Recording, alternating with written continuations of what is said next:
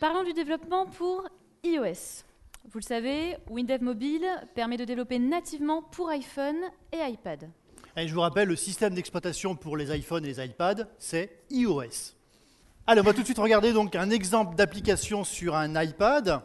Alors, on va imaginer que je suis commercial dans une société donc, de piscine qui propose donc des piscines. Et on va voir donc sur cet iPad une application qui permet donc de présenter les différents produits que l'on a à nos clients. Alors, je vais vous montrer donc tout d'abord sous la caméra et on verra ensuite comment développer ce type d'application avec Windev. Allez, voilà. Alors, j'ai dit donc j'étais donc effectivement donc sur une commerciale donc dans une société qui donc propose des piscines, des saunas et des jacuzzis. Alors donc depuis le menu donc ici vous voyez donc en bas sous forme de télécommande, j'ai accès donc aux différents produits proposés par la société.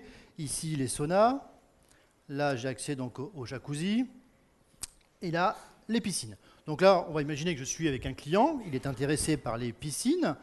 Donc je peux simplement me déplacer d'une piscine à l'autre avec le doigt. Alors ça se fait grâce aux gestures. On le verra juste après dans Windev Mobile. Donc là, le client est intéressé par cette piscine. Je clique sur le titre.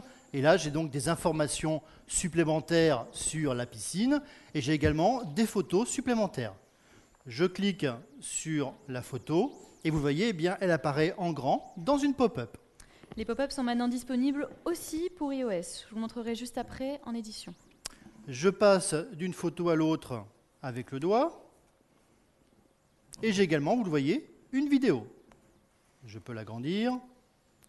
Je peux faire un stop, un play, la réduire, etc. La gestion des vidéos, c'est facile, c'est un champ. Alors là, le client, eh bien, il est intéressé par cette piscine. Je vais donc lui envoyer donc un mail avec la documentation sur cette piscine en PDF. Je clique ici en haut à droite sur le bouton. Ça me génère donc le PDF. Voici donc le PDF. Et je lui envoie directement un mail que je peux lui envoyer. Donc, enfin, le PDF, je peux lui envoyer par mail, l'imprimer. Donc là, je vais l'envoyer par mail. Donc là, il me suffit simplement de mettre les coordonnées du client. Et au niveau donc de cette application, eh bien, je peux également donc montrer au client les magasins le plus proche de celui sur une carte. Pour ça, là, on utilise le champ carte de Windev Mobile. Donc là, je clique en haut à droite sur la petite carte. Et là, donc, dans cette carte, eh bien, je peux zoomer, je peux me déplacer. Vous voyez, donc, c'est une carte qui me permet donc d'avoir le magasin le plus proche. Allez, maintenant qu'on a fait le tour de l'application, je vous montre comment on fait tout ça dans Windev Mobile. Allez, je reviens sur le poste des manipulations. Voilà. Le projet, il est déjà ouvert. Première fonctionnalité qu'on a vue, les gestures. Vous vous souvenez quand Fabrice se déplaçait dans les piscines simplement avec le doigt. Alors, quand on veut des gestures dans une application, il faut mettre les informations dans une fenêtre interne.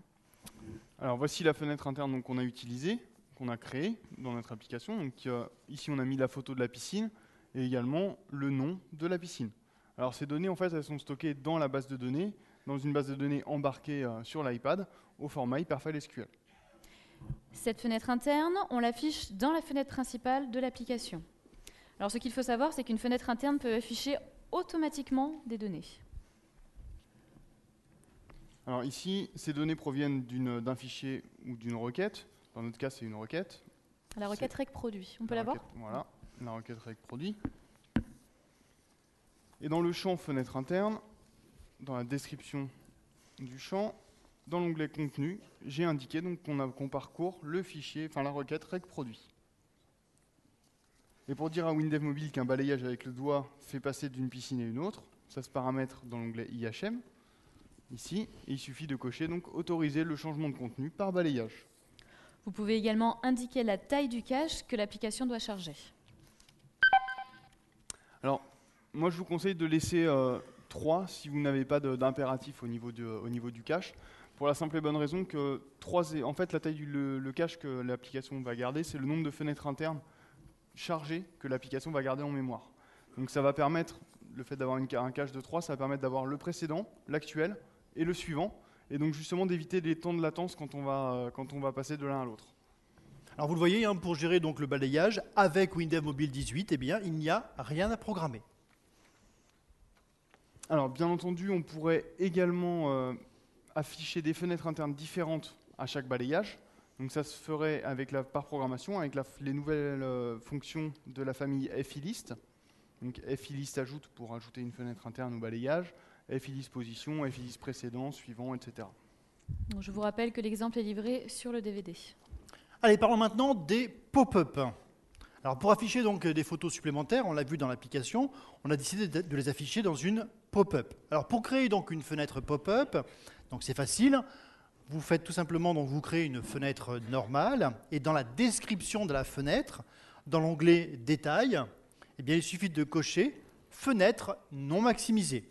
Et ensuite, eh bien, pour ouvrir cette fenêtre, c'est la fonction W-langage ouvre-fille.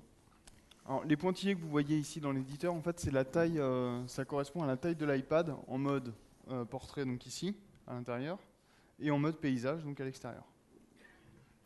La vidéo maintenant. On l'a dit tout à l'heure, pour afficher une vidéo avec WinDev Mobile 18, ça se passe dans un champ, le champ multimédia. Et pour manipuler le champ multimédia, il suffit d'utiliser donc les fonctions multimédia. Multimédia ouvre, multimédia joue, multimédia pause, multimédia stop, etc. Allez, parlons maintenant du champ carte. Alors le champ carte, hein, je vous rappelle, Apple a changé sa politique entre iOS 5 et iOS 6. Donc jusqu'à iOS 5, donc Apple utilisait la carte Google pour l'affichage donc des cartes. Et à partir de iOS 6, eh bien, Apple utilise maintenant ses propres cartes. Donc le champ carte de WinDev Mobile s'adapte automatiquement en fonction de la version de iOS et fonctionne quelle que soit la carte à utiliser. Carte Google ou carte Apple. Hein, pour vous, c'est totalement transparent. Alors au niveau de la manipulation du champ carte, vous le savez, il suffit d'utiliser donc les fonctions W-langage de la famille carte. Carte ajoute marqueur pour ajouter un marqueur dans la carte, et carte affiche position pour centrer la carte sur une position donnée.